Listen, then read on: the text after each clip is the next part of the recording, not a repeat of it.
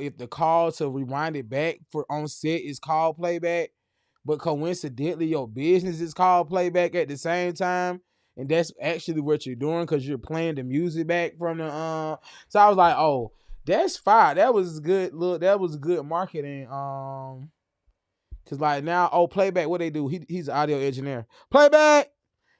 I know y'all miss me. We back to the Good Evening Show with the Trendsetters Troublemakers. I missed y'all too.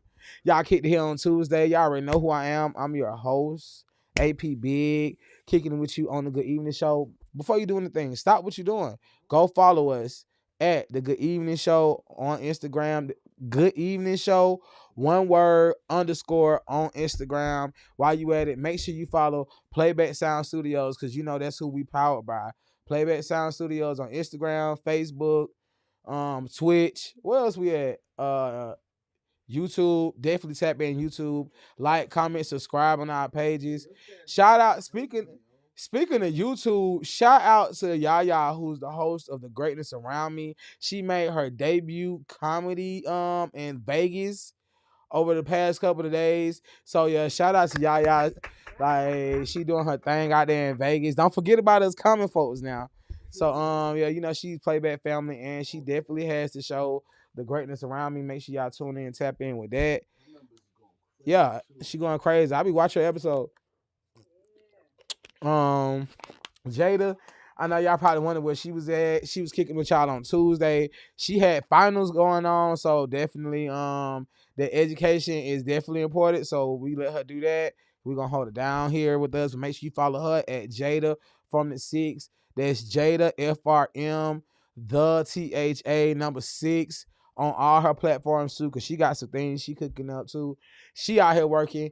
I know y'all probably wonder where I was at. I don't know if they told y'all, but I was on set with Jello Ball and Gorilla. Let me tell you something. Gorilla is so beautiful in person. When she came out of there, it's like she almost was like, it was like she glided out. It was like two people were standing beside her, but it was like they was almost holding her at the arms and just letting her float into the thing. Cause I'm like, I swear she didn't walk. And I in my mind the whole time I was like, when Glorilla come out, I'm gonna get a video. But she came out so graceful, like my head was down, and when I looked up, she was just floating my direction. I was just like, I was stuck. I was like, man. And in my mind, all I want her, you know, she from Memphis, so I really just want her to say Mersey. I want to be like Mersey. I just want to do Mersey and nothing else. But I did have a good time, a lot of networking. It's always good seeing Mr. Playback Sounds on set. I ain't know he was gonna be there. He ain't know I was gonna be there. It's always good seeing him run into each other. We was out there working. I did have fun, and you know what I'm saying.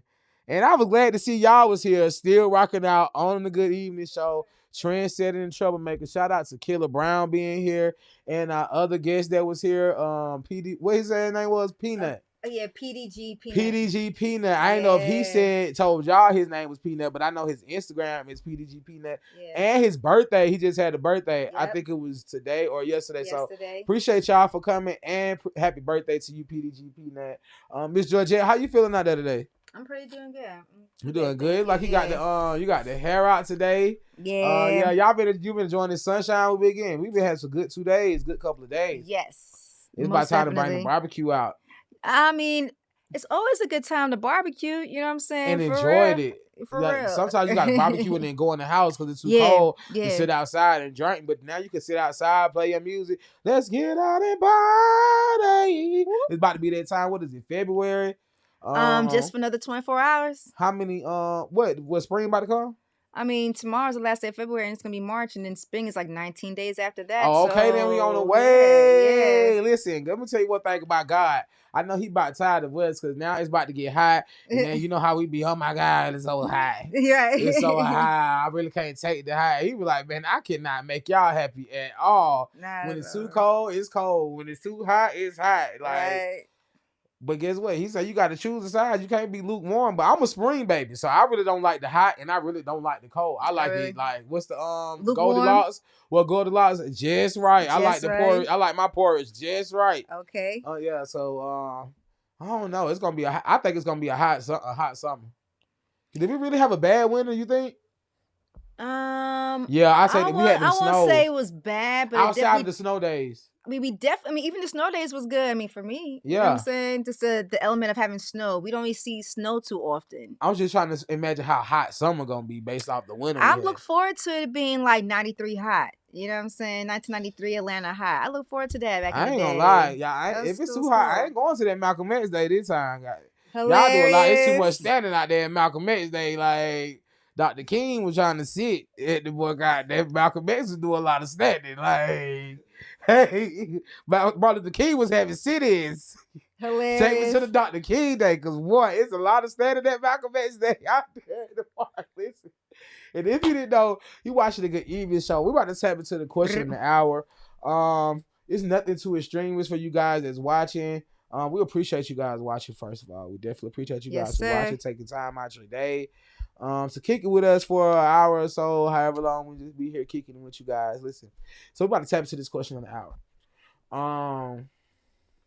Would you rather have to communicate only in emojis or speak only in rhyme? Would you rather communicate only in emojis or would you rather speak only in rhymes? What you say? Would you rather speak only in emojis? Hold on. So let me get to you. So my thing is like, what's in rhyme? Do you? How can you? Yeah, like what sparked this question? Like, I want to know. I want a definition of rhyme. In rhyme, okay, like I don't know, because when I seen the question, I was like, would it be like hubba cubba chubba wubba dubba fubba wubba lubba? Yeah. Like, like Pig Latin, yeah, like Iske, Oske, Ife. Yeah, like or that. would it be like Peter Piper picked the pecker, pick of peppers, Peter seashells by the seashore?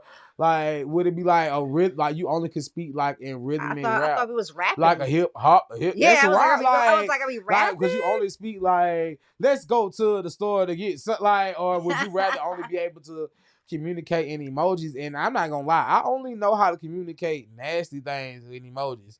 So it'd be like eggplant, peach, melons, tongue out, you know what I'm saying? Splash. Hilarious. Like, I don't know how to communicate things, like I have a conversation with emojis. So I'm just gonna be talking nasty all the time. I guess I'll pick rhyming. Oh my goodness. I think I'll pick rhyming too, because I don't know if it's my age or what. You're natural lyricist. But I mean, honestly, my brother could tell you, like back earlier when everybody started throwing the emojis, the hands up and shit like that. Like, I used to hate that, bro. I used to have to ask what they mean. I was like, what does this mean? Maybe because I didn't even know what some of that stuff meant. But bro, I promise you, I used to be pissed off if you hit me back with an emoji. I used to be like, yo, come on, man, stop playing. Like, I speak in emojis. I speak in GIFs. I love symbols. However, I would choose rhyming because I'm a writer. First and foremost, I'm a poet. So, it's fun. I love to communicate in a different format than how we normally speak. So, I feel you. I wasn't a fan of people speaking in like letters, like LOL, OMG. I get that used to hurt me. I still get stuck up on that. And they keep coming up with new ones. OMM, LOMLO. I'm like, what does OMM mean? On my mama. Oh, I'm still trying to figure out what LLOL means. LLOL. I don't know. I know LMAO. I know LOML. Rolling on the floor laughing. Caribbean did DWL, Dead with Laugh. STFU. Yeah, definitely know that one. I'm like, and then they started shortening. They started kind of like making their own words, like ASL is hit, like the ASL. ASL means as hell, but unless you say it out loud, you don't know it mean as hell. Like, that's what it meant. Yeah, it's like, I'm like, bro, what does that mean? Yo, last week we had a commentator, shout out to Uwe, but he was using that like ASL, and I was like, you didn't see me typing back to you because I was like, man, why you reading like that? Yeah, I know. I asked him, like, why you reading like a robot? Because I see him comment and he was like, you was reading, he was like, IFWU around that. I was like, yeah, nah, man. He was saying I was just effing around, but I was about to type it out, but I was like, that's too much to type. I was standing right next to Luce when it popped up though. I was like, you was reading, he was like, ooh, I said LIFW around. I was like, he said, nah, I'm just effing around, y'all. I'm in San Antonio or something like that. Right, he said, yeah. But yeah, shout out to him all the way in San Antonio watching us. We appreciate you watching this all the way in San Antonio. I wasn't here, but I was the one that was commenting back to you. And y'all tell us how would y'all rather communicate? Would it be through rhyme or emojis? I feel like somebody always communicating in rhymes would annoy me. Cause I know I annoy people when I always be singing all the time, and like when my responses always be a song, they be like, you know, a song for everything, and sometimes it just fall like that. Yeah. So for somebody to do that to me, they probably would annoy me. Like, or then I probably would annoy them because I don't like to be outdid. So I'm gonna feel like I need to be like, if they come with a response better than mine, then I'll be like, so you're gonna have like a sing off or a that's rhyme what off. it be, and then it's just like, anything you can do, I can do better. No, you can't. Yes, I can. No, you can't. Yes, I can. Then we'll just be doing it all day long. So, question though, when you text someone, does it annoy you that they send back a GIF? Nah, I like that. You prefer the images? It depends, as long as it go with the conversation. Okay. Like if somebody say I'm taking a dump, I'm the one that's gonna go to the GIF thing, type in poop, and find the hippopotamus that's taking a dump. That's my favorite one to send. When somebody like, "What you doing on the toilet?" I go to GIF, type in poop, and find the hippopotamus, and he taking a dump, but his tail is like flapping the dump out while he taking the dump. So it's like, yeah, that's my favorite one. Somebody tell me they on the toilet, I'm like, oh yeah, I got something for you. Boom, boom, boom, boom, boom, boom, boom, boom, boom. Or the chocolate ice cream is like the chocolate ice cream one, but the way it's coming out is like somebody taking a crap. So yeah, I like responding. I'm a very funny person, so I like the gifts and stuff. It adds like flavor to the conversation because texts can be boring and dry sometimes. So if you got that sense of humor, and they got some good gifts in there. Yeah, they got some good gifts. Like they got a gift almost for like anything. Like I seen a freaky gift. I was like, oh, I typed in like tongue one time and a gift of Lilo, you know, from Lilo and Stitch. Yeah. And he was going crazy. He was like, he was licking the screen like, oh, I was like, oh, okay, I'm gonna use this gift for something else. Now I know to type in tongue. If I want to say something else to somebody else, I'm gonna send a Lilo and Stitch. Okay, gotcha. But, yeah, there is a science to getting the right gift for sure. Yeah. And the right gift could be a gift. The right gift could be a gift. It can say everything you need to say. I like the one when I be like, man, my past life. I used to send the one with the you know the cartoons. We used to have the wolf. He'll be at the table, see the fine girl. He'd be like, ooh, yeah. And his eyes will pop out the one. Yeah, I used to. I think you got to type in turned on or hot or something like that, and he pop up with and his face drop and tongue come out. I be like, yeah, I like the gifts. I think the sound that you did for me. I like the ooh, because on the across the thing it pop up ooh good at the top of the gift too. I'm like, oh yeah, so she know exactly what I'm talking about. Like, yo, I like to talk in sounds like onomatopoeias. Like I'm a bigger fan of that. Bang, pow, boom, yeah, for sure. Yeah. I used to do bon chicken wah wah a lot. I miss the cartoons. Well, not cartoons. They really wasn't cartoons. Like those old TV shows, like Batman. Yeah. Used to have the onomatopoeias on there. Like, pow, boom, bam. I was like, yeah. Shout out to all my literature teachers and everybody that didn't know what an onomatopoeia was. Yeah. See, I might not be good in that math, but literature was my thing. Hey. Onomatopoeia. Those are the sound effects when you like if you hit somebody, but but like on the cartoons. Yep. And they be like, boom, those are called onomatopoeias. Yeah, yep. Shout out to all my literature majors out there. That was my thing. Math was not it. Hey. Science, social studies, and literature was those was my strong suits. So you was a geek. I mean, a nerd. You're a nerd Nah, like I was me. not a nerd, but I my mean, grandma. that's nerd life. Nah, my grandma wanted me to make sure that nobody screwed me over, so she made sure I knew how to read. Hey, respect. She was like, one thing I'm gonna make sure you know how to do is read and count money. Ain't nobody gonna screw you over, and ain't nobody gonna shortchange you. So one thing about it, that money, I don't know math, but I know money, and that's two different things. I can count. Like, hey. Yeah, adding up. Can I do a quick sidebar? Yeah. Just to Big's grandma.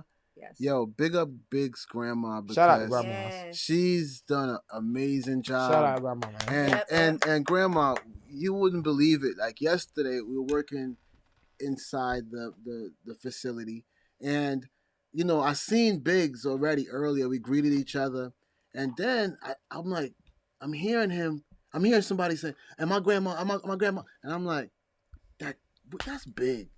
So I go to the back. I ain't seeing him, and I started listening. He was upstairs. Go upstairs. Sure enough, Biggs is up there. My grandma. I love my grandma. Yeah. You ever had somebody like big up for the grandma? You ever had something like in your life when you was young and like people be telling you stuff and like it's kind of go over your head because you're young, but like it's just like you were like when you get older you be like, oh, okay, she was telling me this for a time like this. Yeah. Like when I'm young, you like, I don't want to hear that. I'll tell you exactly what my grandma used to tell me when she used to give me advice and tell me stuff. I used to be humming and I started singing and she'd be like, your mama used to hum and sing too. And then when she got grown, she appreciated me. I'd be like, in my mind, I'd be like, but I ain't my mama though. I don't know why we feel like when we're young and kids, we know more than our parents. It's that's like, the energy, for sure. It's like, I don't know, like the older I get, it's like, I understand now. My grandma was like, you think I lived this long and don't know nothing? Right. Like, you think I lived this long? You say, grandma, you old, you don't know nothing. She was like, how you think I lived this long? Right. Like, you think I just, like, and I was like, okay, whatever. Like, yeah. But now that I'm getting older and I be seeing young people and I want to give them advice, I don't, because I don't want to hear that, what I was saying to my elder that was giving me advice, because my grandma, at the end of the day, my grandma was like, "You'll understand it better by and by." And I never understood that was because in my church, that's a song. It's a song called "By and By." I never understood what that meant, but you understand it. Like when you go through stuff, you understand. You understand everything I'm telling you now. You understand it better when you go through it. Like it was rolling off my back like water on the duck. But now, I cherish all those gems and lessons that I was taught, and I use them when I go out. Yeah, that's what it's about. To put my best foot forward for my family, for myself, everything. Like no matter how I act at the crib, when I go out, I'm on my best behavior. Because I'm a reflection, not only myself, but my grandmother that I always speak highly of. And I don't want nobody to be like, you always speak so highly of this lady and she didn't teach you nothing. Like, so no, grandma, I'm not. And my grandma used to say that too. I used to go somewhere and they be like, oh, your grandson is so madam and so on. And she be like, who? My Anthony? I be like, grandma, so you want me to go out here and act high at the crib? True. Like, y'all be, and you know how our community is. They be like, don't go nowhere embarrassing me. Right. That's the speech. That is do the not speech. go nowhere embarrassing me. We do not want, for some reason, we do not want to be embarrassed 100%. Outside.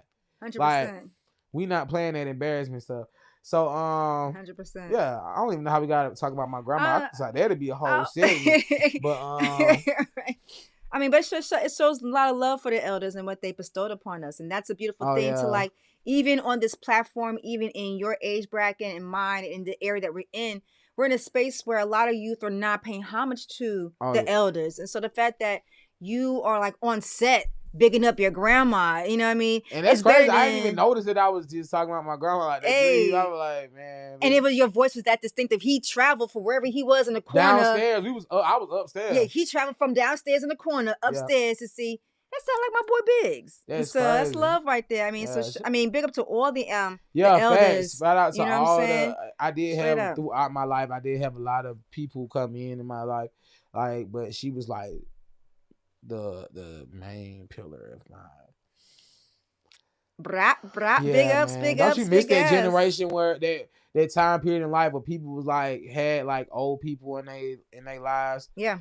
Like it was like the people was more mannerable and more courteous and more kind. Like the world always been crazy and harsh, but like that time when grandmamas and big mamas around, it was like a little more softer. Yeah. Like big mama, like she'll see something going on in the neighborhood, come outside, y'all stop doing that. Like, Yep. man, Yep. now the grandmas these days, they be encouraging the craziness. It's just, I don't know. Just looking back on the work.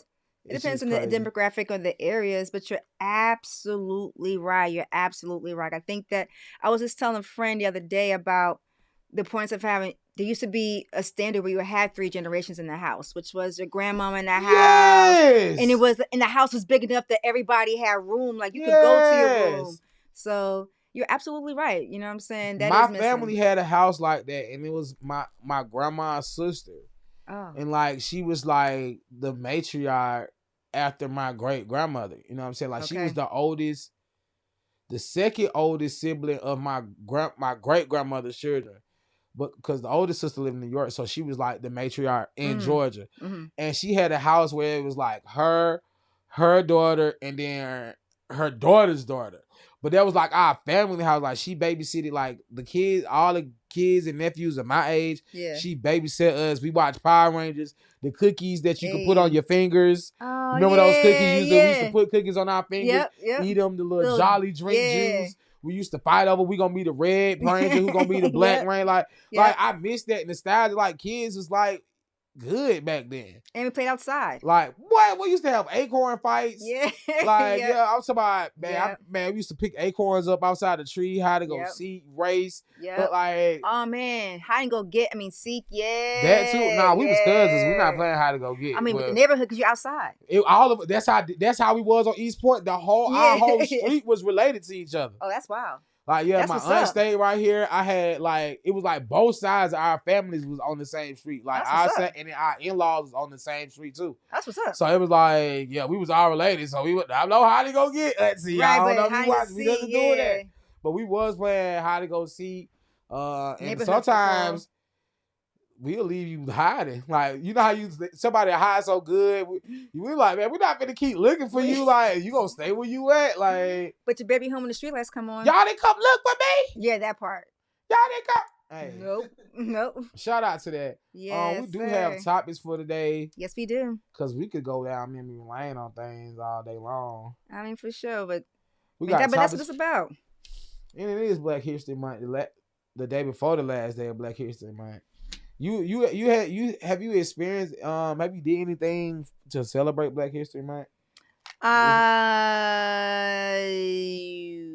No, not intentionally.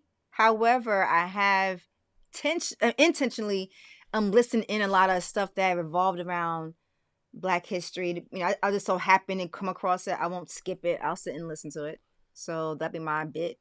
But I didn't go to a library and nothing like that. I didn't do no marches. I ain't gonna lie. Other than being black every day, I ain't did nothing pertaining to Black History Month either. It's just like, I don't know. It's just that there's so much going on in the world. Every day is black. We could be every day. We could possibly Black history. Yeah. So I'm glad to be Black present. You know what I'm saying? Because the way life is, we could get killed, get shot. We could die in our sleep. Food fake, air fake. Everything fake, airplanes crashing, water dirty, hole in the ozone layer. Yep. It's cold on this side, the other side on fire. Yep. Flint water still dirty. Still dirty. Trump getting rid of caps, food stamps, 15,000 people. Any day at this point, we are living Black history. In 30 years, we gonna be in the textbook, and they gonna be like, man, in the 2020s, they went through a lot. COVID, Trump twice. We had Trump twice, COVID, stimulus checks, PPPs, EDDs. We was rich for 4 years, broke the next 4 years.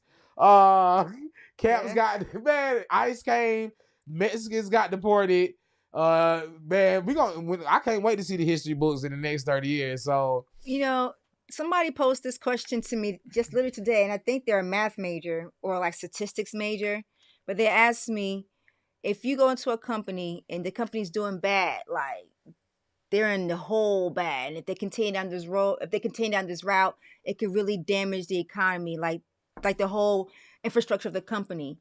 What would you do if I went in as a new owner? And I was like, dang, I would probably find out what was the problem areas, get rid of it, and see how it can like build back. You said it went down. The business went down, like out of business. Yeah, like you're like you were appointed president or CEO of a company that's actually going like you thought it was going good. You knew there was some problems, but when you check the books, you're like, dang, we're in a hole. Like we're about to in the next 6 months, we're about to lose everything. We're about to lose this whole building, this whole infrastructure about to crash. Oh. What would you do? And I said I'll probably look for another job. But you're the CEO of the company. You said I'm company. about to become. They about to hand it to me. I'm like, you know what? I'm a pass. No, you set the job because you knew there was some kinks. So now you're in there. They show you the books. You found out it ain't no kinks. And Can I resign? Right. You find like there's like trenches. What would you do? Because you resign. In there now. You resign? Yes. I don't want to walk into a. Because now I got to figure, I don't know what they did wrong. Now I got to figure out what they did wrong. Clean that up. I got to figure out what they did wrong. Fix it. Right? Yeah. Stop it. I got to plug the hole up. Then I got to figure out how to get us out and then replenish it. Yeah. That's a lot. But isn't it like a relationship though? Because nobody's perfect. What? But like, could be you do that anyway. This is where we was going. But like this, any relationship, like nobody's perfect, right? Right. You get into a thing. You be like, dang, I know, sure you don't cook, but all right. Like so. I say this to say, like, you approach any situation that's failing. Once you want to get rid of the stuff that doesn't work to start over. Man, no. Because you know you're gonna run away from a problem. I want to walk into something which you already healed, like. But what company you walk into that's like running, thriving? Nobody's gonna give that up. Although, remember that last summer when all those CEOs was quitting because they Diddy stuff? Now I would walk into something like those companies were thriving. They was just about to get into trouble. Like, oh, I'm about to get in trouble. I want to pass this time. I'll be like, okay. Hey, you know what? I might. I want to be an exec of a Fortune 500 company. Like, but I know just, I'm about to be so vulnerable right now. Mm-hmm. Okay, right now I got a lot going on, and it's like, it's kind of put me in a position to where I have to be a leader. And being, like, I never knew how much leading someone and being a leader is two different things. You know what I'm saying? Like, I could be in the front of a line and y'all follow me and I'm just leading y'all to the cafeteria or leading you somewhere. Right. But being a leader is a constant thing. Yeah. Like, people call upon you and they ask you for stuff all the time. Man, you going through your personal own things. Yeah. And it's like what I got going on right now in my life, it's a lot of people that's around me and they want to like be a part of it, which I'm cool. And it's like, I find myself having to be a leader to them because it's like, they kind of don't know. And I kind of like, I ain't the expertise, but I'm good at adapting to situations. Okay. Like, if you throw me in some stuff, like, I'm going to feel it out and then I'm going to figure it out. Yeah. And some people not like that. You can take them to some stuff and it's just like, they just there and they tread in water. I'm a swim. I was a Boy Scout. I'm swimming. Hey. Like, I'm not gonna sink. I can swim. We can backstroke, front stroke, breaststroke. We frog. All like I'm a swim because that's just how I am, and I work good under pressure. Okay. Which is one of the signs of a leader. I'm not like you. Like, you throw me out there, and I'm not gonna fail because I don't want to look bad.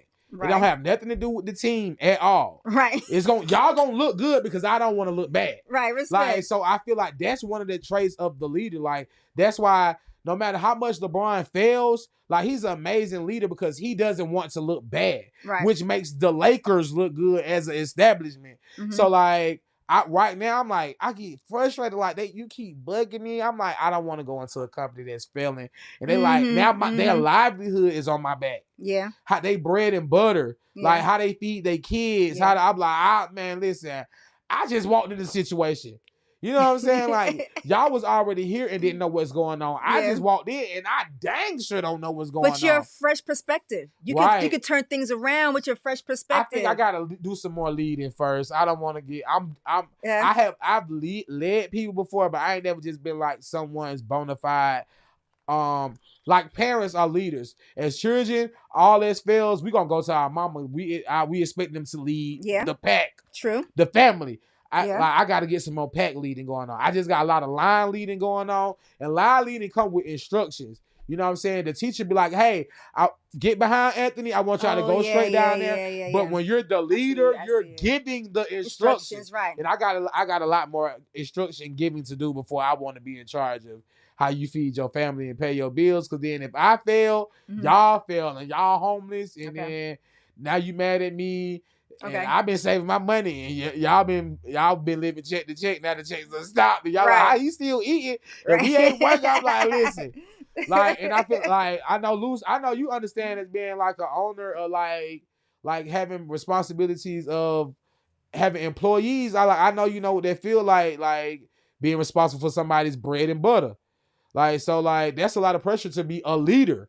Like, and y'all got to follow me. If you know what I'm saying, the ship fail, you know what I'm saying, that's your bread. Like, not only is your bread, it's your employees' bread. So like, I don't want to. I'd rather be like, you could be the owner, I'll be the manager. I can see that, and I mean, I'm with you in that perspective. However, when they posed it to me, there was supposed to be a parallel to what's going on right now, because everything seems, as you mentioned, the government and all these things, right? It's like I realized when they shift the perspective of like take out of what media's friends and take out all the emotion. It's like, okay, if you're presented being the CEO of a company that you know some issues, all right, no company's perfect, like no relationship is perfect, you know, because it is a relationship. You go into a company, a business. And so you step in, you actually peel back the books. You're like, yo, dang, we need to do some heavy scaling. Y'all been spending ... on this. Yo, we need to scale things back. I understand now. I'm not saying what all the things that's happening is due, but I can see what you're saying. Like, it should be noted that what happened should be documented in the books, because our deficit is so grandiose. If we continuously do what we're doing, I'm wondering how long it's going to be before we crash. You know what I mean? Like, like a serious crash. Like, are they trying to cut it before we crash? Or what are we? I'm trying to figure out what's the science. You know what I mean? Like, I'm trying to understand the method to the madness, because nobody knew coming into your office rearranging things gonna feel good. You know what I'm saying? You don't want nobody coming to your home telling that your kickstand needs to be to the left. You had it. You know what I mean? Yeah, you like, hold up, play. But now you just inherited a dirty kitchen. You just inherited the house as is. Yeah. And you know what? Another thing, you gotta do a lot of fixing on it. As much as I talk, I don't like talking that much. Yeah. That requires a lot of talking.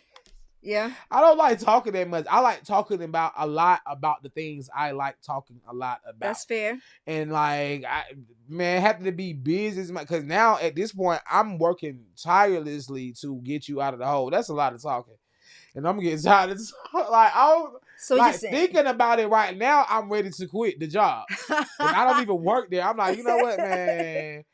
If I go back to the position I was at, as long as I'm able to take care of my family, I don't want this. Like, this hilarious. This is just stressing me out. Like, you seem like you need a man's best friend to talk to. A man's best friend. And the crazy thing is, I don't even like dogs.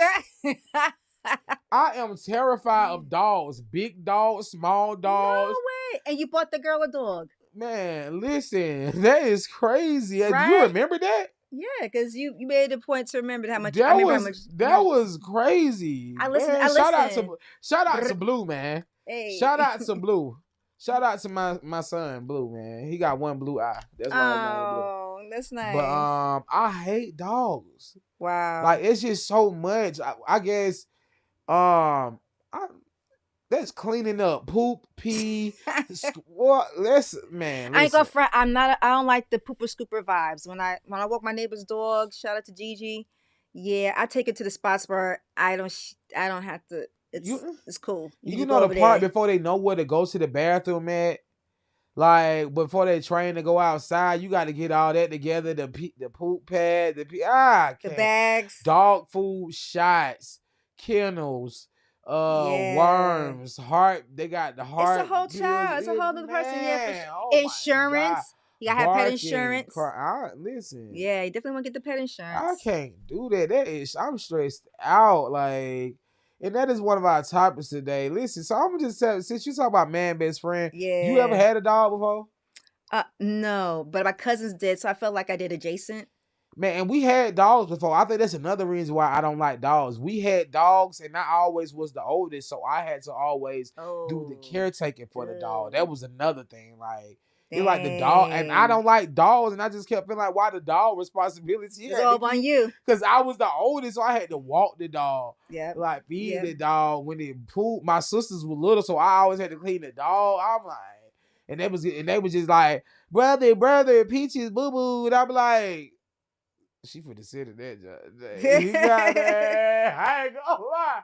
And then I was just gonna act stupid like I didn't know she used the bathroom.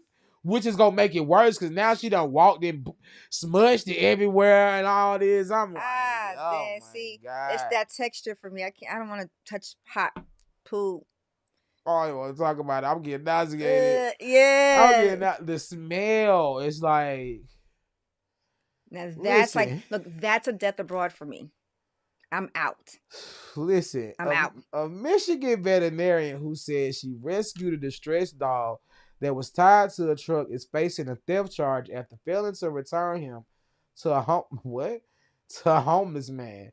The vet took the dog on a 2-hour drive to her clinic, where she performed procedures to relieve a severe urinary tract infection and remove a rotten tooth. She named him Big B. What? That sounds like something my dog Big and Big B. Golly. Name the dog Big B. It says the 16-year-old pit bull. Nah, never mind, because I definitely ain't having no pit bull. Mix is thriving nearly 4 months later. The prosecutor said Bigby belongs to another owner who lately lacks a permanent home in the Grand Rapids area and claims ownership of a dog known to him as his beloved Vinny, or the dog Italian. Hey, yo, Vinny. I love it. The owner wants his dog back. He has had her for 15 years. He claims he has never neglected the dog and they love each other. He said he felt like he lost part of his body and never felt the same after losing the dog. The prosecutor said it in this simple case of larceny, a misdemeanor that carries a maximum sentence of 93 days in jail. Jury selection for a future trial is scheduled for March 6th. March 6th. A wise man must say no good deed goes unpunished. Was the vet a trendsetter or a troublemaker? What would you have rescued the dog, and what should the punishment be for the crime? As a veterinarian, doctors, they take like this oath or whatever to to help. Yeah. So I kind of feel like that's how the veterinarian felt. Like when he seen the dog in distress, like as someone who cares for animals, like he just felt compelled to, help the dog. Yeah. I don't think he really meant to be malicious and, I'm gonna take this homeless man dog. Obviously, the dog had a toothache and a urinary tract infection. So I think the man should be saying thank you. Right. You feel me? Because you homeless. You didn't even have no money to get the dog the test or anything he need. Yeah. So I feel like situations like that, that's complex. In this instance, I feel like definitely the doctor was a troublemaker. On accident though. He was a troublemaker on accident? Yeah, because like now he done called all this ruckus and Buddy need his dog back. It's a lawsuit. I wonder what he get. Do you think he'll get some money? I mean, if it wins, then yeah, if that's what he's suing for. I mean, our folks online saying the veterinarian was a trendsetter. You know what I mean? Or, what you think? Dogs get a lot of, animals get a lot of sympathy and compassion from us. Right? Like before you see a human being can be on the side of the road with the same issues. The same urinary tract infection and rotten tooth. Hungry. Ain't nobody gonna kidnap him, take him 2 hours away. Nah. Like ain't nobody never went on the side of the highway and snatched the homeless man up, put him in the car, drove him 2 hours away, right? Got his rotten tooth fixed and urinary tract infection fixed, and renamed him Big B. And, you know what I'm saying? You right. That's funny. Somebody said the only dogs and children are the only people that get unconditional love. And I believe that. That's deep. Because guess what? Damn, that's deep. They didn't get that. They took their mad dog, but they ain't take him. They should have been like, sir, you want to come with your dog? Where was he at? On the side of the road? You would say he was homeless. They said he was tied. The dog was tied up to a truck though. So he had. He was living out. He was living out of the dog truck. That was tied to a truck. So obviously, how you rescue him if he was at the destination already? The dog was supposed to be at that truck. Yeah. So you really should have been. They kidnapped him. You a thief. Yeah, they're dog nappers. I think you should pay that man pain and suffering. Ooh, yes. He definitely. said he felt like he lost a piece of him. He lost a piece of him. He was His an whole emotional body support was sick. dog. He's an emotional His body support was dog. sick, Georgette. He was like, man, I miss my dog. Yes. That was his best friend. See, I don't want to love nothing like that. Not no animal, man. You for real? So we're back to that $1 million versus love, huh? Not no dog. Dogs be the turning dog on is you. a support animal, get you through the tough times. That's another mouth to feed. Through tough times. But that's another mouth to feed. Kibble. Eggs already $10 a carton. What you think kibble is? Yo, at least 30 for a 6-ounce bag. Pedigree. Oh, that's 10. Puppy Child. Purina One. Alpo. Yo, you spending over $30 for. And they talk about your dog supposed to eat what you eat, not what eggs costing $10. He ain't. They gotta eat the same. Nah. I saw an IG post. This woman was making this meal. All you see was she made pancakes. She fried a steak, put some seasoning on the steak. Oh, what? I be watching the post on YouTube. And it was for the dogs. I be like, I ain't never wanted to be a dog before in my life. Yeah, she hooked it up. Dad, I'm like fruits, steak. I'm grown and I don't even eat steak like that. She like, yeah, my dog eat whatever I eat. Nah. Y'all have dogs in Jamaica loose? What? Tons of dogs. Definitely. Upper Beach? I ain't never heard no Jamaican said I had a how you say, I go out my dog. Me a dog on a porch key on it. Yo, Jamaica's the dogs I've seen in Jamaica, they were mad. They were wild. Mad dogs. No, they were wild. That they took over a whole neighborhood of an area. So like you didn't mess with them. Oh, they were all in the pack. People in Jamaica don't bring dogs into their house. Yeah, nah. See, that's how I want a dog. I will own a dog, but it got to stay outside. Yeah, it never comes inside. If you want to talk to the dog, you got to go outside. We not bringing the dog in for nothing. It's not enough room. I would love the heck out of a dog like that. I ain't gonna lie. That's my dog. I would love him. As long as I can feed, a real dog. As long as I can feed him from right here. Hey, eat. I ain't gotta walk up. There you go. There you your steak. Yeah, I ain't doing all that. They like to jump up on you. I don't like things that I don't. Yeah. I can't predict what they're thinking. You know what I'm saying? Like as humans, we already can't predict what each other thinking, but I can pretty much. You know what I'm saying? We in the same room. But a dog, you don't know. A dog might just get up and just hop on you for no reason. Like, bro, why would you do that, bro? Excited to see you. No, bro, why would you do that, bro? Like, they wouldn't give you a kiss. They don't care that their nails be long. None of that. They be like, they just want to. I'm like, bro, come on, bro. Why would you do that's that? their hands. You give hugs like this, and they're like, you a dog. Them is your feet. You got 4 feet, bro. They got hands and they got feet. Jamaicans don't make the dog. Jamaicans don't kiss dogs. Brethren, on real talk. Oh, yes. I don't like real that. Talk. Don't lick me. They like, he just trying to get your scent. I don't even want you to smell me. Stop, bro. Your scent will save your life. If you go missing, your dog's going to find you. Man, big as I am, you better remember what I look like. Oh, my God. Come on, bro. Oh, my goodness. Like, do not smell. Like, I hate that when they get up close. I be like, this is me when I go to somebody's house, they got a dog. First of all, I'm like, bro. Put your dog up, bro. Put your dog up, bro. I'm not coming in there until you put your dog up, bro. Put your dog. But then people be having dogs this big. This would kill me, right? The dog be this big. They be like, bro, he just a puppy. He a puppy. He's sick. I'm like, 6 months? This dog is this big. He just a baby. Look at him. Look at him. He a little baby. Look at his hands. I'm like, bro, if you don't shut up, that is a full. Look at you talking about look at his head. I'm like, look at his mouth. Look at his teeth. Right, nice and that's clean. That's not baby teeth. Them is full-fledged canines. Like I'm not playing with y'all. The dog.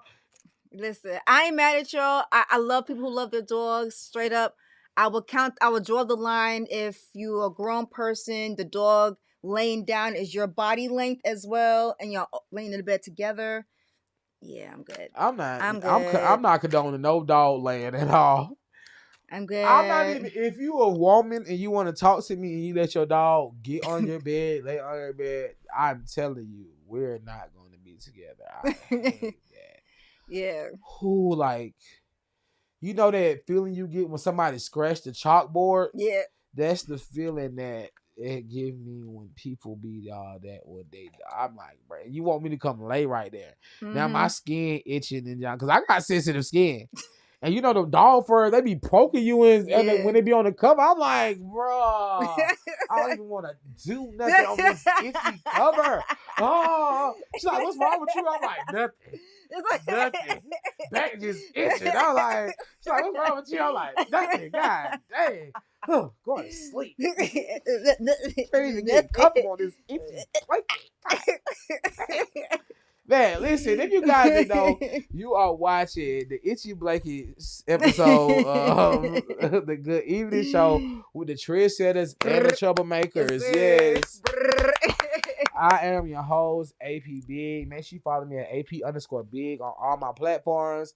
Also, make sure you follow Jada from the Six on all her platforms and follow our show, Good Evening Show, all one word, _ on Instagram. And make sure you follow Playback Sounds. That's who we powered by on Instagram, Facebook, Twitch.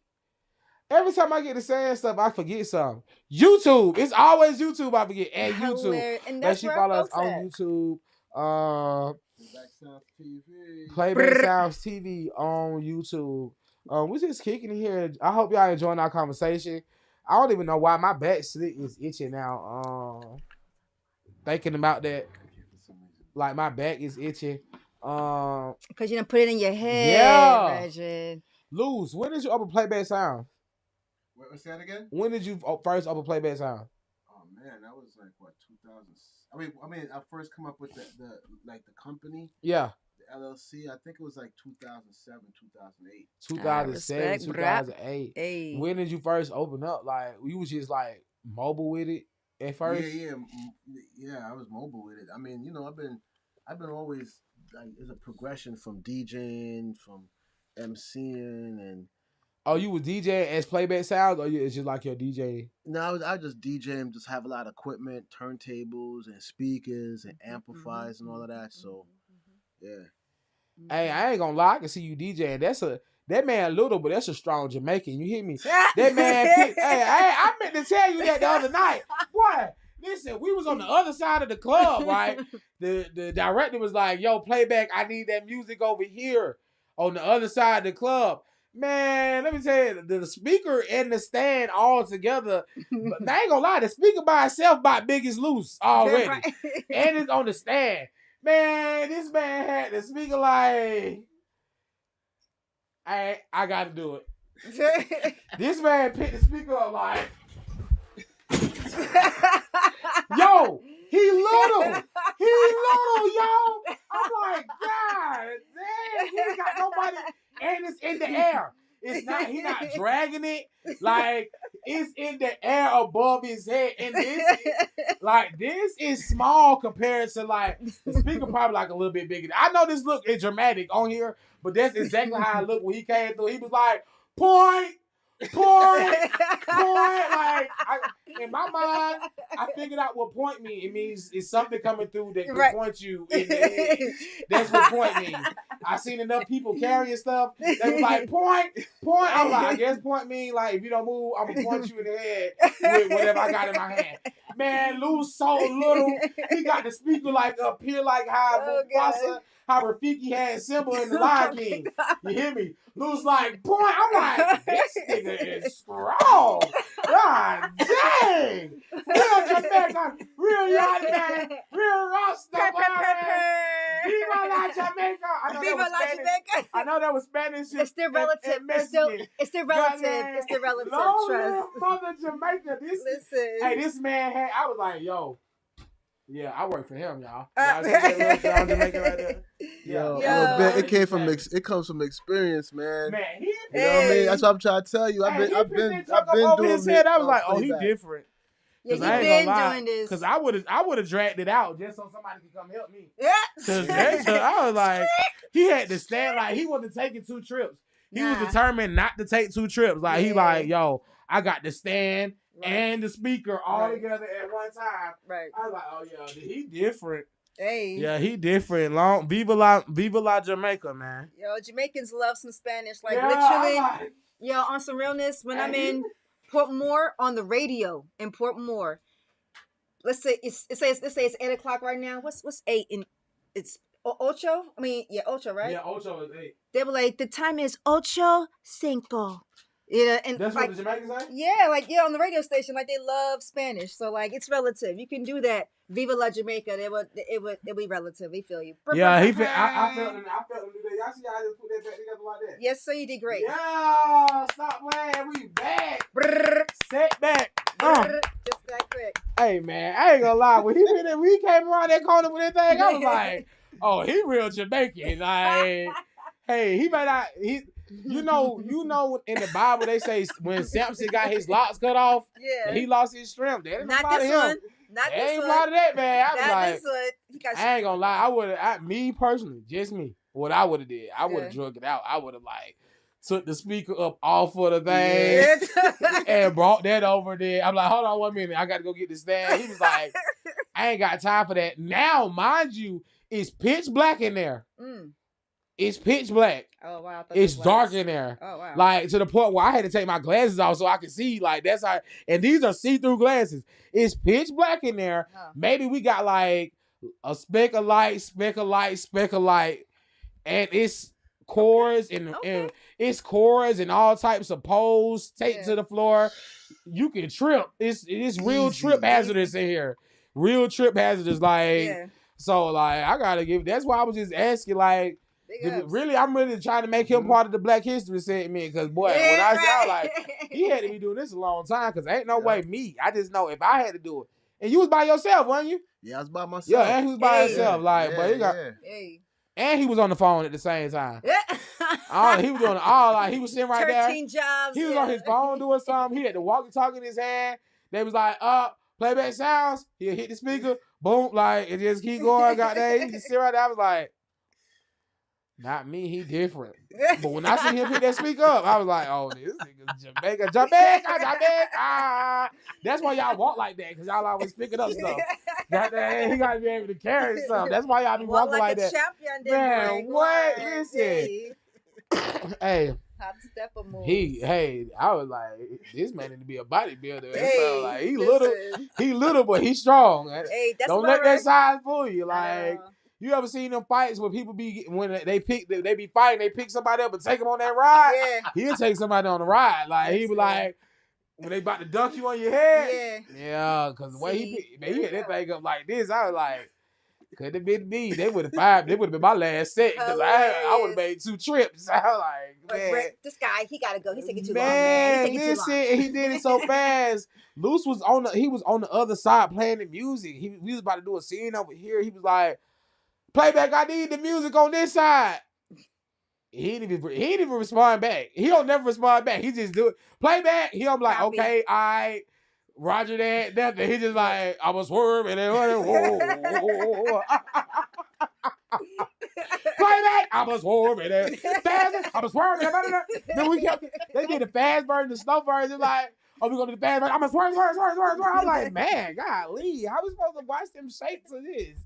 Man, listen, I ain't gonna lie. That's why I was asking him. I was like, shoot, this man is walking Black history right here. This hilarious. Right, that's that yam body, brethren. That's that whole yam body. He picked that thing up like that green banana plantain dumpling body. Man, listen, that man was out there putting coconuts out the coconut that bareback tonic. He used to climb the coconut tree and pull coconuts out the coconut tree. Right. With a t-shirt. And just climb up the thing like this with a shirt and just climb up to the top. Man, listen, because there ain't no way that this man, I was like, he little. I wouldn't have risked it. I know I'm clumsy. It's dark. It's too many things on the ground. Too many obstructions on the ground. So many obstructions that when you think you avoided all of them, it's still something more there. Like you can't. It's not only it's cords on the ground. It's a club. So there's like objects and pieces of furniture that you're moving around in That's the darkest set I ever been on. Oh wow. Like I'm talking about dark. Like we was in there like they couldn't remember they had the TVs on at one point. They cut the TVs off. We just in there black. I'm like, dang, I gotta use my phone flashlight.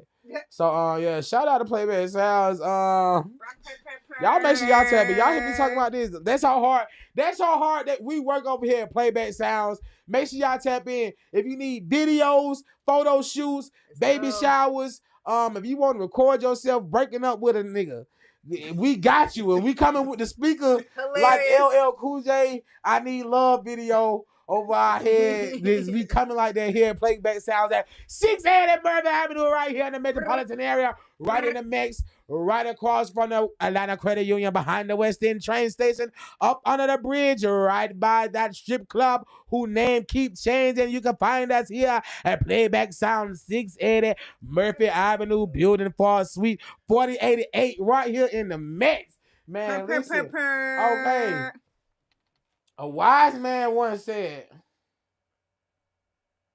I definitely want to go back into that other one. The topic? Nah, the wise man once said, no good deed goes unpunished. Okay. Listen, y'all remember that when y'all out there doing y'all deeds, everything that happened in the dark comes to the light. Mm-hmm. So it's not about what you do when people watching you. It's about what you do when ain't nobody watching you. Because of course you're going to do right when everybody looking at you. Yeah. But what you gonna do when you supposed to do right and ain't nobody watch you? Make sure you don't forget that right there. So with that being said, weird scenario, would you rather give up social media or would you rather eat the same dinner for the rest of your life? Say what? Would you rather give up social media or eat the same dinner for the rest of your life? Eat. That doesn't even match. Yes, it do. Which one would you rather do? Would you rather not be able to get on Instagram or would you rather eat chicken every day? I don't even care much about Instagram like that. Too tough. But I cannot have the same meal every day. Like I don't want to give up social media. Oh my God. I cannot. I'd rather not. I have to find a reason to be on Instagram now because I want to have a different meal every day. Like, nah, I'm not. What if I just got to have the same meal every day? So what if it's just like the same breakfast? Or like the same lunch. You can eat whatever you want for the just other one meals. dish for the rest of my life. Nah, play. Even if I have oatmeal, I'll have to have a different topping every day. Mangoes today, strawberries tomorrow, blueberries on Sunday. Like I just at the element of difference. But then what about lunch or dinner? You can eat whatever though. I mean, if that's the case, then I mean. But you just got to eat plain oatmeal every morning. I don't even like oatmeal. I do. I can't. I don't see how y'all eat oatmeal. I think for social media. I love brethren. I like for brethren. I love. I'm on my it's food, same. Bro. I like the same meal. Wait.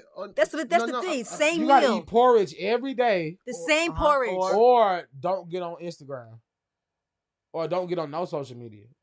Brethren. Or eat porridge every day. No, I'm not getting on any social media.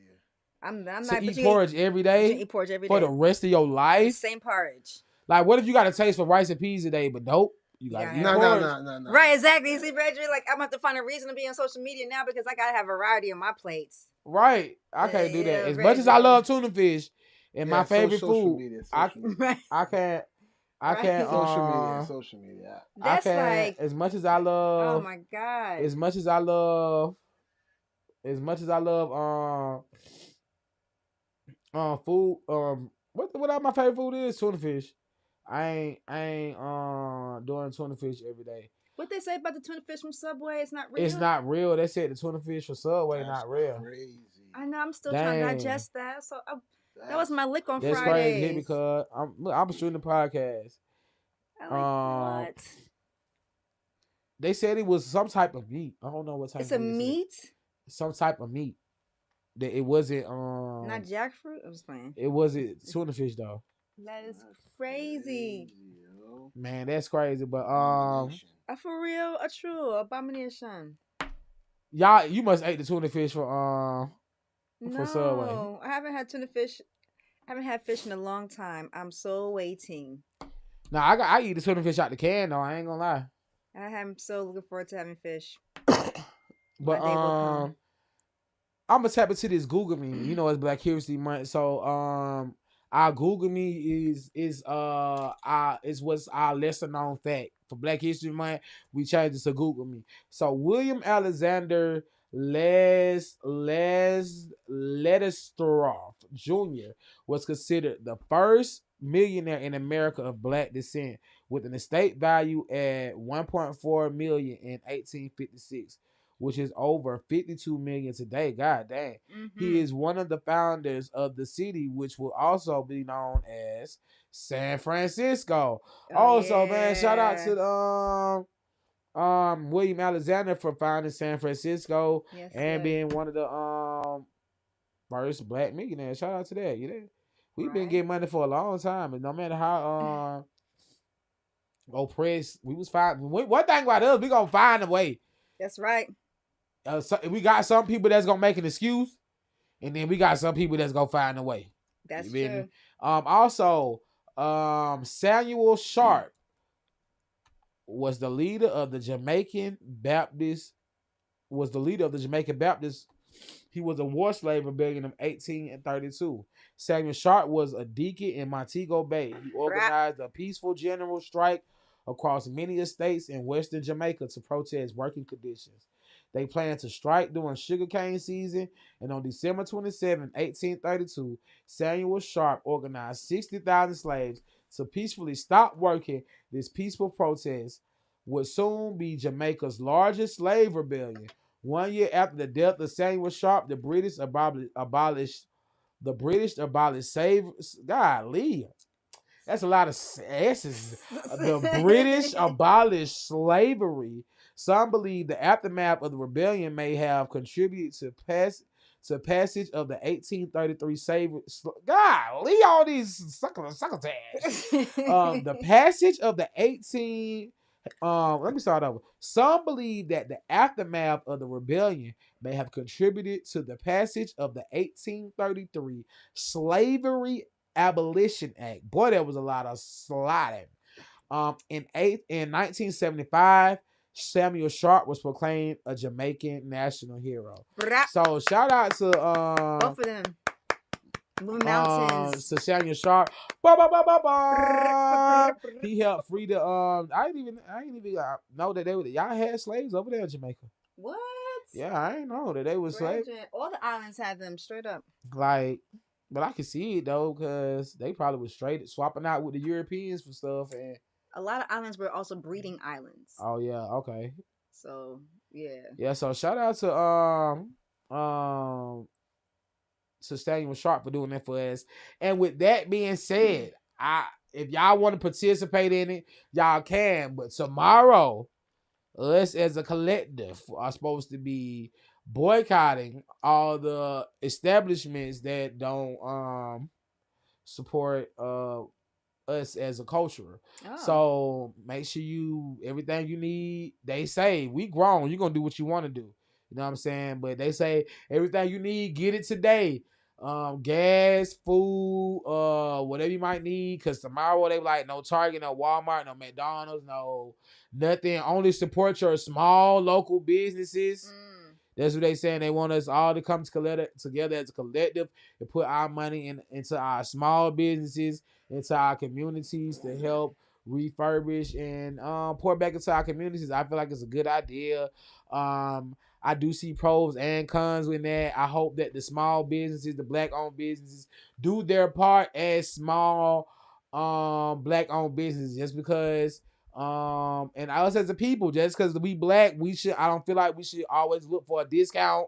Yeah. You know, we quit to be like, can I get a discount, my brother? Right. And then we go to Walmart and spend whatever Mr. Walmart want us to spend without asking for a discount. So if you go support these Black businesses, don't be going to ask for no discount. Because if you went to Walmart, McDonald's, Piccadilly, whatever these establishments are, you're going to pay whatever they asking for. Yep. So just because it's a person of color, don't be, you know what I'm saying, trying to ask for a discount. Just because you a small business, don't be trying to hike your prices up to the sky.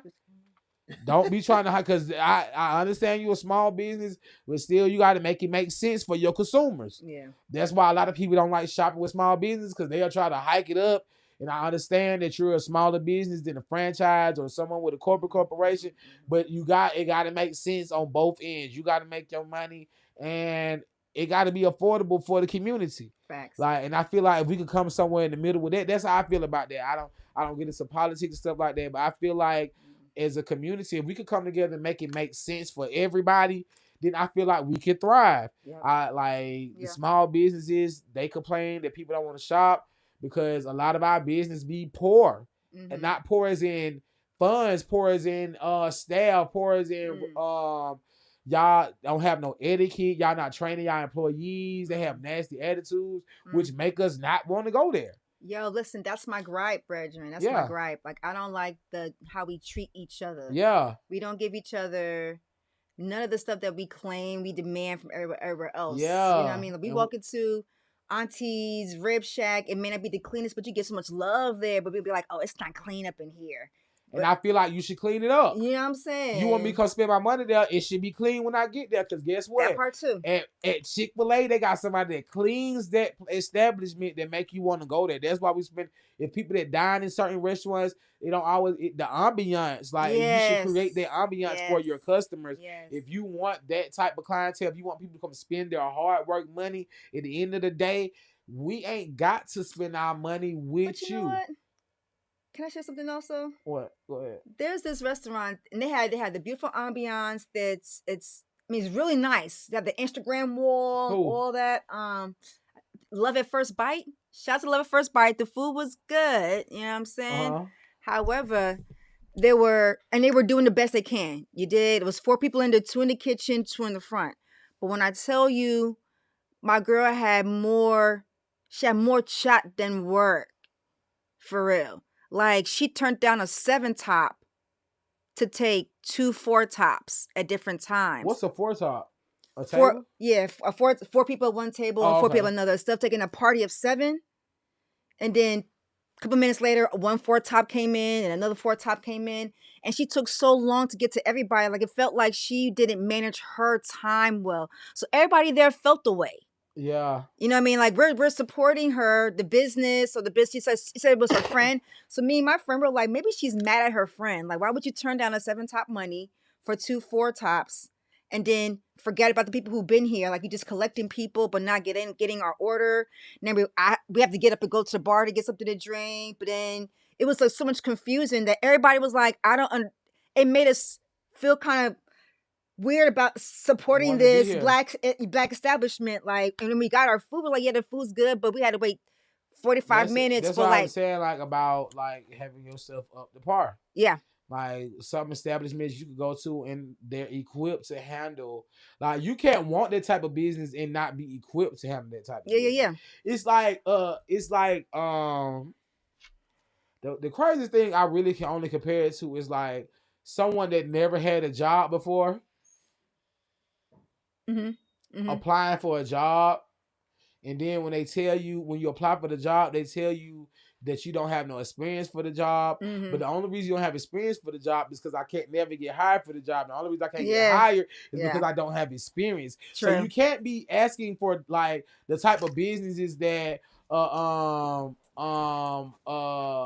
a Fogo de Chao might get if you're not equipped for it. But you won't be equipped for it if you never have it, and you never have it because you're not equipped for it. So it's like a vicious cycle. A catch-22. Yeah. So small businesses, equip yourself for whatever you want. Like, if you want those type of traction, get your customer service, train your employees. Like, just like we as customers should have etiquette, your employees need to have business and customer service etiquette. Yeah. So tomorrow on the 28th, we supposed to be boycotting.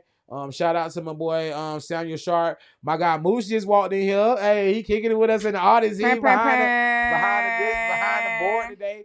We just finished talking about Samuel Sharp, the Jamaican deacon. Okay, Yeah. So I just kind of segued into tomorrow. You know, they supposed to be boycotting Target and Walmart and all that. So I'm not on either side, but if that's what you decide to do, I was just speaking to the businesses and to the consumers. Like, hey, don't try to hike your prices up because we spending money with you that day. And us as people, don't go looking for a discount because we go to Walmart, Target, and spend whatever we spend. So when you go to those small businesses, You know what I'm saying? Don't be like, hey, my brother, you know what I'm saying? You know how we get down. It's Black History Month. I don't get no discount. Nah, whatever they charging, hey, pay it because they the same way Walmart and Target and McDonald's and Chick-fil-A, they got to pay to get their product. These small businesses got to do the same thing. And small business, don't try to do us dirty because y'all small.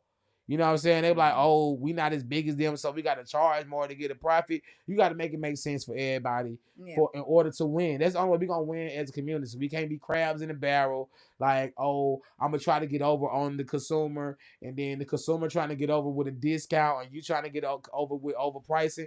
We gotta care more. That's what we gotta learn how to do. We gotta learn how to care more, okay? Yeah. Getting over is over. Getting over is over. You feel me? Getting over is over because everybody that got over so much, we know when we getting over though. So we like, man, it's over with, but I ain't going for it. That's pretty good. I was just thinking, but we should encourage each other to stop stealing from each other. Like, we barely got it. You know what I mean? Stop stealing from the antique store around the corner. You know what I mean? You steal from Walmart, but don't steal from them either. Go steal from. I was just about to say, go steal from Walmart. Y'all want to go steal from the little mom and pop store? Nah, don't steal from Walmart because you got get locked up. They ain't gonna spend that money in the system. Spend that money with the mom and pop store. Yeah, just spend all the money with the mom and pop. If you're gonna boycott Friday, you should have boycotted Monday. You should have boycotted the whole week. You should have continue. You should have boycotted February 1st. You understand? Let this be a trend to see how much you can survive supporting your neighbors, the Black. You know what I mean? Yeah. All right, so I'm gonna give y'all a heads up. It's a Black-owned restaurant in the West End. A whole bunch of them. It's a Black grocery store on Washington Road in East Point. You been there? Yeah, I've been there. I ain't never shopped there, but I seen it on Instagram and I went by. I was like, oh, it looks really good. It is. It's all Black store. It's a Black meat store in East Point by the East Point police station. Okay. Sylvan Road got a all black seafood market. Okay. Washington Road has I just know about in my neighborhood. So if y'all want to spend Black Friday, I know we like to eat fish, whatever case might be. Hey. I know a whole bunch of all Black. If you want to, and the prices are reasonable and reasonable. It didn't make sense. Like I really don't want so many people to find out before I get to go. And I ain't gonna lie. The Cat Farmer markets, they look like they support DEI, so I'm gonna keep going there. Oh yeah, definitely. They look.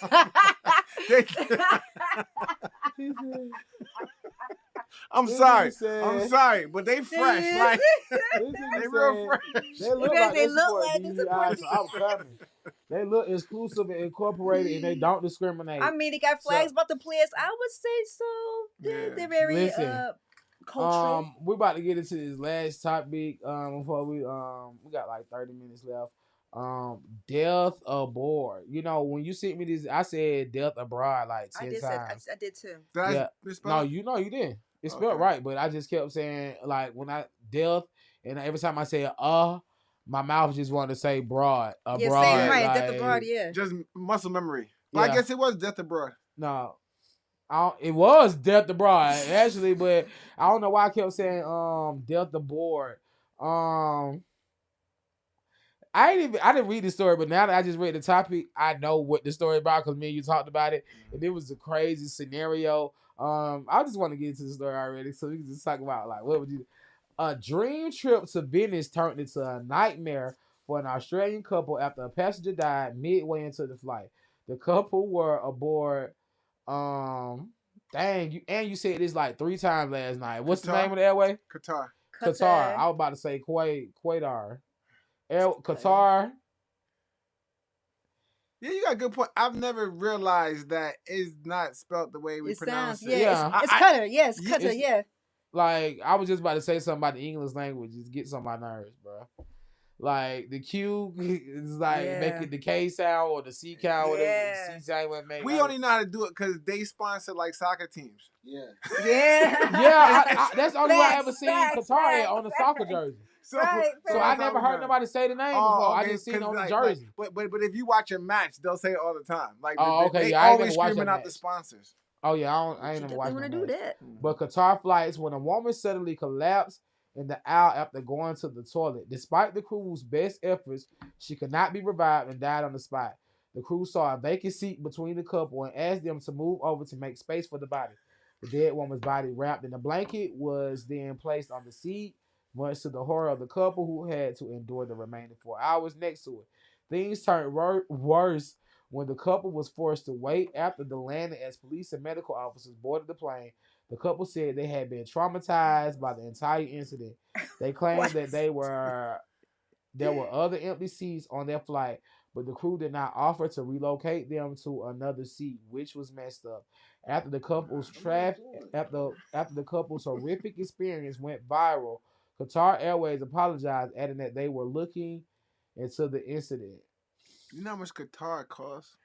How much? They're like one of the most expensive airlines. Yeah, they're other than like like Singapore. Like they're up there with like the Asian airlines. really. Yeah, Qatar. I mean, is expensive. it's a beautiful, Yo, expensive. Delta is the cheapest international, and we think Delta expensive, but Delta is the cheapest international airline. Wow.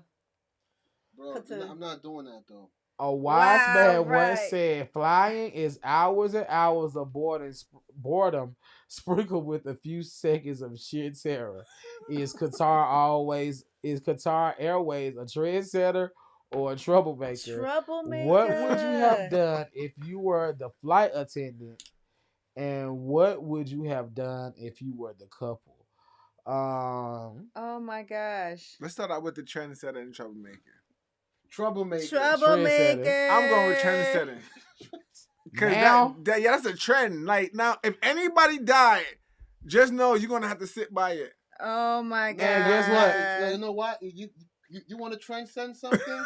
I'm gonna transcend something because guess what? First of all, I don't care what the stewardess, the pilot say while we're in the air. Bro, you're not sitting that person next to me. Yeah, I ain't gonna lie. It would've been nice. Bro, listen. Y'all know for a fact I can see this person is out. Nah, unalive. Respect. In fact, they need to figure out. Imagine they on a plane like this. The plane fly. Hold up. It's one of the most expensive airlines. Yeah. You telling me in the stewardess deck or whatever. Y'all don't got seats back there. Right. We said we should have put it in the. You know what? They should have put it back. No, you know where the flight attendant be sleeping at? Yeah. Right by the toilet. I was thinking that. Like, why they have? Yeah, they could have put that. Why they gonna put them in the? It got seatbelts. Yeah. No, it's like chairs that fall out of the wall. Yeah. Oh yeah. They be sitting there. You're right. Go across their chest like this. They didn't want to give it their seat. And then no one could go to that bathroom. Exactly. Or we were talking about they should have put it in the in the bathroom. No, with the pilots. Yeah.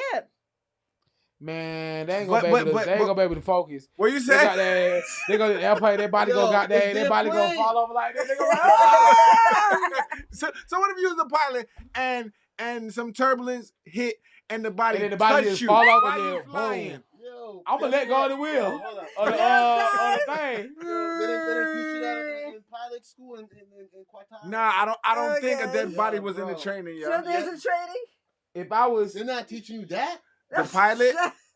Yeah, is it why you paying to go to pilot school? I ain't gonna. If I was the flight attendant. Oh, brethren. I'm like, y'all didn't pay me enough for this. Yo, I wouldn't even. I ain't gonna lie. I'm not picking that body up. That's what I would have said. I'm not picking it. Yo, hold on. Brethren. I'm saying those things they got the little push cards. Stuff them in there. Yo, but then you gotta throw that away because you know they're not gonna throw it away, and then everybody gonna be. They're gonna try to bleach it down. They're gonna bleach it down. Nah, I'm talking about the compartment. So take the. Oh the yeah. I mean, it's so many. I'm just so many options. My point I'm saying not to be funny, but it's come on, man. You're one of the most expensive airlines. And, I wonder, do they plan for that? Do they like? They couldn't think that's exactly what I'm saying. I'm on that too. Emergency landing, because Venice, you got a couple countries before Italy. They should have done. Nah, going back to what Big just said, they ain't trained for that type of stuff. That's what I'm saying. Like, yeah, nah, come on, bro. Death on the plane. Yeah. Death on a plane. Like, okay. That factors. Look that up if they train people for that. But even if they did train, right, that would be one of the things that you forget in the training. But hold up, but you're doing the mouth-to-mouth resuscitation, and you're doing the oxygen mask. You're the one that's showing us how to do the flotation device, the mask. Man, let me tell you something. You're showing us. So you're saying when the plane crashed, right? The plane was to crash. Yo, first of all, you saw that plane crash in Canada the other day, right? They were throwing people out the plane. I ain't seen none of that training. I ain't seen none of that shit. He didn't really. Yeah, you right.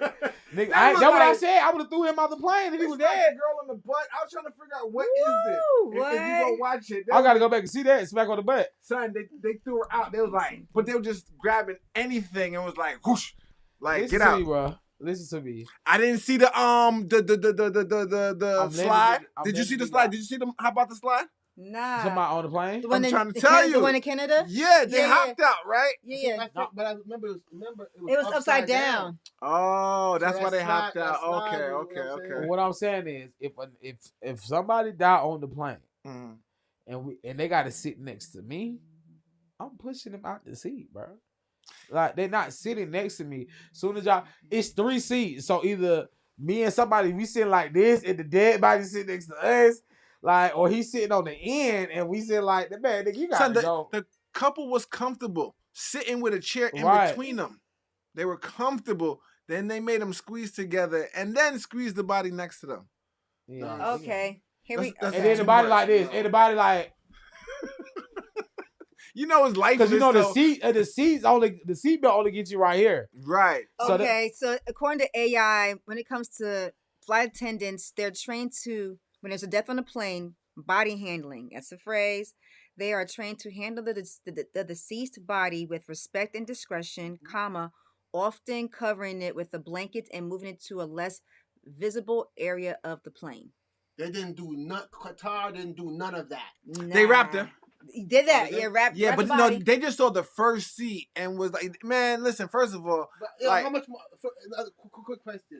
How much longer am I flying?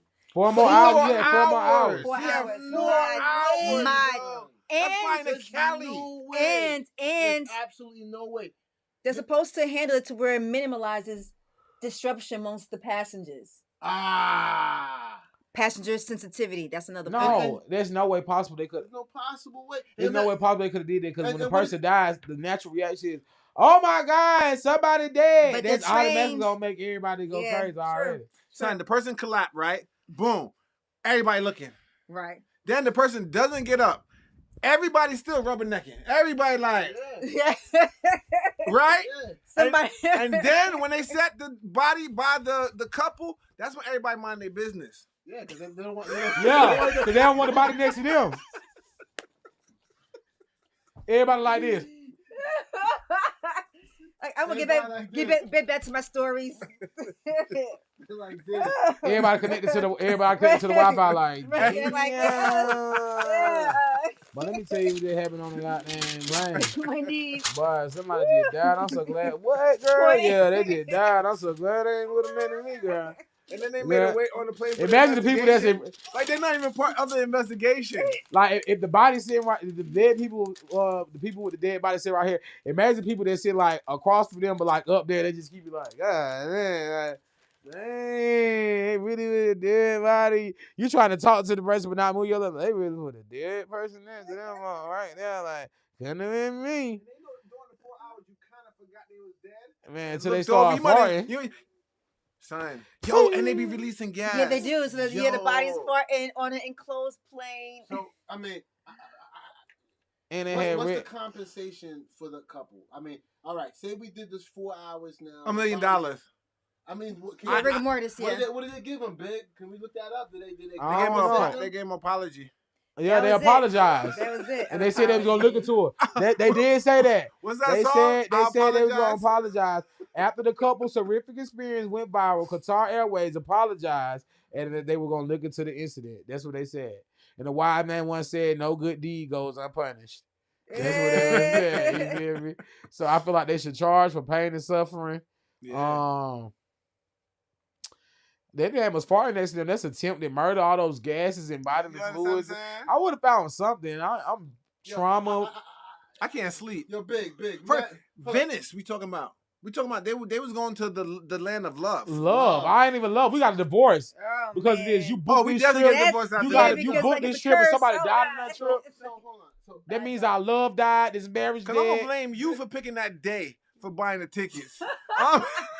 Yo, big. So hold up. You said that.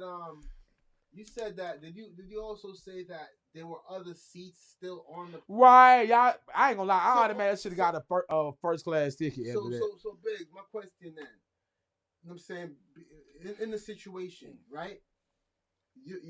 So it's like 20 minutes and your wife sitting down like, what's going on?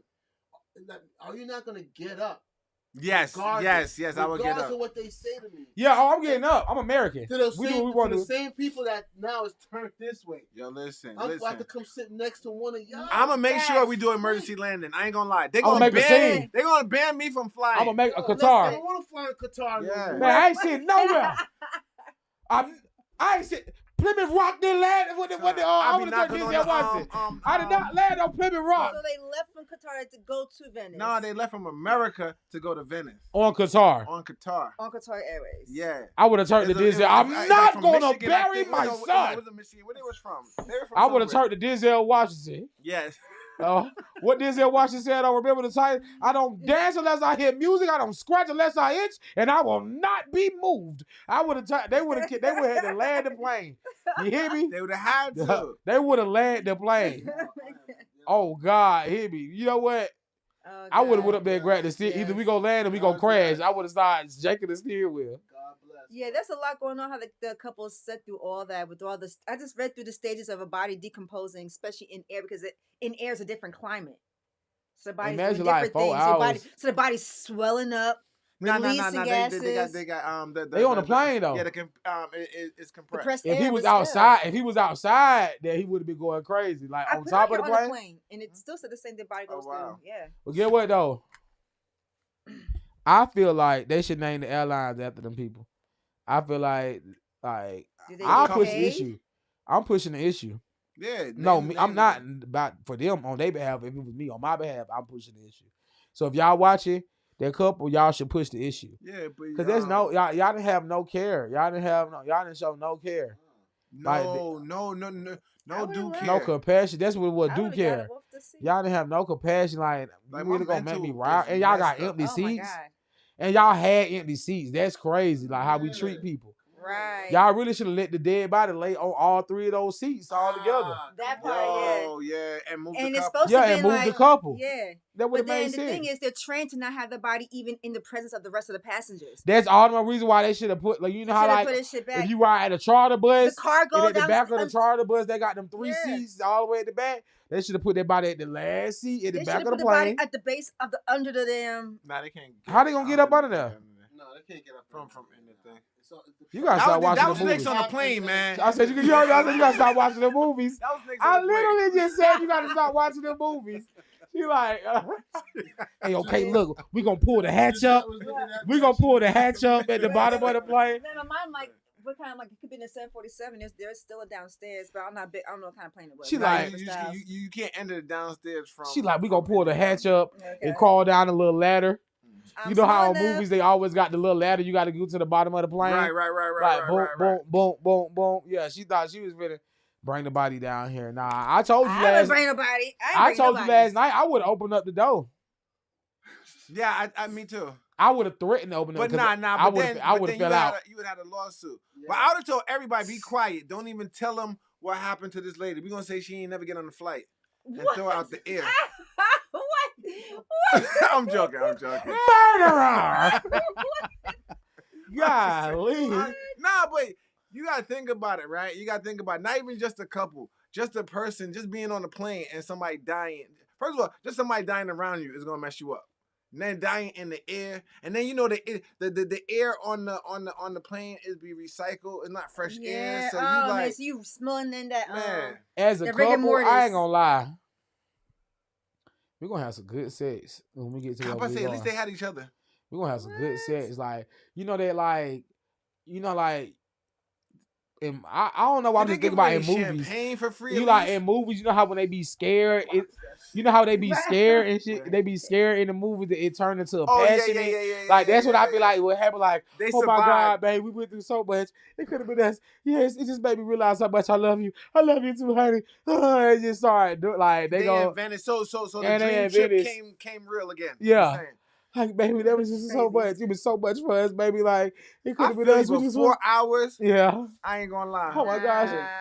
As a woman, would you want your man to be like not settle for that? Like they like, nah, y'all gotta sit right here. Are you gonna be like, baby, you better say something? Yeah. If he doesn't say nothing, I'm looking at him like, "Oh, word." But what We if going he to says jail in Venice. Listen, I'm out. Like, I'm like, We're like, going "Oh, to jail word, in you-" Venice, yo. I'm like, "You Yeah. cool with this, brethren?" And then I'm gonna call the embassy brethren. and tell them what. Yo, we about to go What to just war happened? with I'm with calling Qatar Trump. Airlines. I'm calling Trump. Qatar Airlines for sure. Push the Venice, button, Italy, Trump. right? Hey, Nah, because they didn't do it as airlines. We did it. No, Y'all again. I'm saying, but what I'm saying is though, I would have caused a havoc when we landed. That Venice would have arrested me. Then I would have called the embassy. That's cursed. And told me that they sat me on a dead body. And my man Trump, he would. Oh, he would have sent troops to come get Right. me. You know what I'm saying? yeah, they would have came and got you. If you Yo. In my and fantasy. what would you do with your girl? You been like, "Oh, She gonna After love one- me. after I got one- the after president I got to come this. save Yeah, us. he got the president to come save us. Yeah. after we got locked up first." Yo, She gonna love it, yeah. Them dudes from Qatar ain't gonna want me to get locked. This joint is They gonna- cursed. They ain't gonna want me to call. They'll be on the Thank news. you. I'm telling you, they don't did not. want that Yeah, press. they don't want that. They don't want that smoke. Exactly. Don't want this. Listen, they're gonna be up on the investigation, limelight, the news. But why have we never heard of somebody dying on the plane before? This They can't do be it the first discreetly. person that Yeah. ever died on the Who- plane. Right. Because they know how to handle whoever before, whatever airline handled it correctly. This time, It's a viral moment. you know what? Mm. Matter of fact, let me look that up. How often do people die? Die This on the is plane. why they tell you to put your phone in airplane mode on the plane. Yeah. So you don't have no Record. viral moments. Right. Just in Right, case somebody right. die. They tell you that. Put your phone in airplane mode just in case somebody die. And we won't have no viral moments. Because I have never heard of nobody ever dying on the airplane. I mean, I know it gotta happen, but Yeah. it's just that these people handle it wrong. And then you got Yeah. these new flight attendants that don't Twerking on the care. airplane. Thank you. Right. It might be her. She might be at another airline. She was twerking on the body. That I'm a was swerve and everything. Whoa, whoa. She was twerking. I ain't gonna lie, I was so tired of hearing that song. I hear that song in my sleep. I heard this on inside the other day, but that's the only song that keep popping up in my You know head. what my new song is? What? Anxiety. By who? I don't know. You know, it's one of them TikTok songs. Oh. My anxiety's getting a hold of me. That sound like that sound like suicidal music. Nah. Okay. Your so my here's anxiety the getting a hold- statistics. You ready? Yeah. So fatality rate, people dying on planes, it's extremely low. So it's 0.5 per million flights. North America, Asia Pacific, and Europe in that little group. Latin America and the Caribbean is like 4.5 fatalities per million flights. Dad. In Africa, it's about 11 fatalities per million flights. So Africa Damn. got the highest So out of ain't all nobody of them. flying to Africa like that. If you there, you there. So that's a walk of a ride. Like 18 hours. Like you I there, only you know there. of one. It's like 18 hours in between countries Man, there, yo. listen, bro. Listen. It takes longer to get to another country in Africa than Just to take get to Africa. Man, listen, we not listen. Once you there, you there. Cause ain't nobody. Cause that's how many people. But that's in not Africa. a lot. Though. There's not in You said 2021 11 deaths per million flights. Cause that's how many in people. Africa. In Africa. That's what I'm yeah. saying. That's how many people over there. They never come back. That Once you was stupid. like that, Yapaki, the only person I know that ever came back from Africa. God, everybody I know went is just. Shit. It Look, was in listen. Africa, man. The lights come on, wanna go home. Man, it's like, Well, hey, man. according to this, now according to the AI, this is and gotta be old because it says flying is one of the safest forms of travel. It is. The National Safety Council puts the odds of dying as a passenger of an airplane as 1 in 188,106. Now, a lot of these people dying are from crashes too. Yeah. This is not just dying No, in I the was air. talking about like they said crash most deaths likely took her. by See, yeah. non-crashes. Yeah. I put non-crashing because Like just dying I on was the trying to plane. look up that Like somebody stat. died in their sleep and or they just died of a keep- heart attack or yeah, died yeah. like. So in 2021, the mortality rate from an in-flight medical emergency Okay. as 0.21 deaths per million passengers. Come man. Most in-flight medical emergencies are managed and have positive outcomes. Positive outcomes. So somebody What might you have a mean by near-death that? experience where they save them, but again, Oh, it's oh, 0.21. That doesn't make it. You know what I'm saying? Oh, okay. I'm Yeah. Out of a million. So Yeah, that's not even a So- percentage. So therefore, the people on that Qatar flight, they don't train them right. They train to look good, and that's about it. Make sure you got your Yeah. scarf on tight. But I mean, Heels I about mean, 1 inch. Men you smell good. Hair to the part to the side. Right, Fuck right, everything right, else. Right. Yeah. Yeah, everything else. Everything else. We Walk up and down, right? Yeah. Yeah. We look good, bitch. What? I mean, you know about Qatar? Be rich. The airplane? No, the country. One of the richest in the I world. thought Qatar was. Okay, so Qatar. It's funny because Qatar, you can't live in Qatar. Yeah, You can only visit for like 2 weeks. Yep. Right? Unless you already live. And the citizens that are there is not many, but the citizens that are there are not allowed to work. They get like $200,000-$300,000 a stipends, year, not to do anything. Ain't that amazing? They can have like T-shirt. So what is the ethnicity over there? I think Arab. Yeah, even though they were ruled by the Portuguese. Imagine that. So they speak like Arabic and Portuguese. And that. I don't know. I don't know so many Qatarians. It's because it's not. They don't. It's not. It's just nothing but oil there. It's not like it's a big city. You could go visit it. It's fly, but it ain't like a city. It's just for digging oil. That's it. Oh, so don't nobody live there. People live there, but they get paid to do nothing. Yeah, like crazy? they don't. So you can't move there.